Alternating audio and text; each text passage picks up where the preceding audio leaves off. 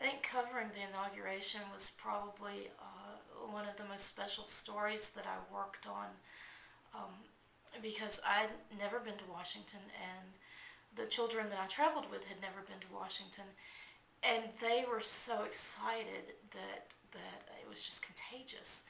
And we were all trying to decide, what are we going to wear? Is it going to be cold? Will it snow? Because of course, this is the ultimate Southern question: will we get to see snow?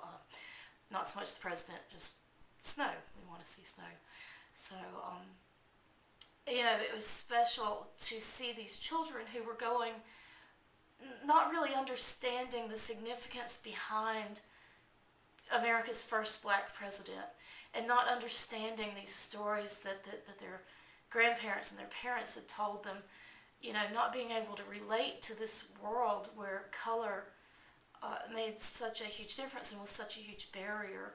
Um, and to see them go and come back changed, to come back realizing that they could do anything, that they could be anything they wanted to be, and to just see these children from a small town who'd never been anywhere have these experiences of their first bus trip and their first hotel room, and their first nice restaurant, and just all of those things. So much planning to be done.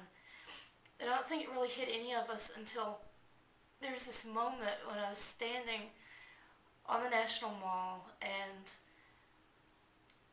we'd gotten up so early and was already so tired, and it was so cold, and the sky was so blue, and the Washington Monument was just so white against the blue sky. And I was just looking at all of these people, just so many people, um, every nationality, elderly people, young people, men, women, um, so many different people, and the flags were waving in the distance, and you could hear Obama's voice booming across the mall, and people were singing, and people were hugging and cheering and clapping, and it was just such a moment of unbridled joy that no matter how you had voted, it made no difference at all.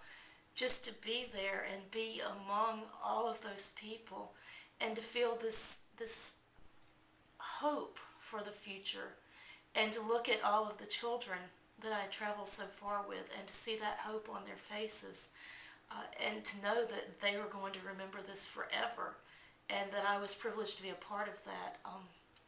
That's probably one of the most special stories that I think I've ever been privileged to cover.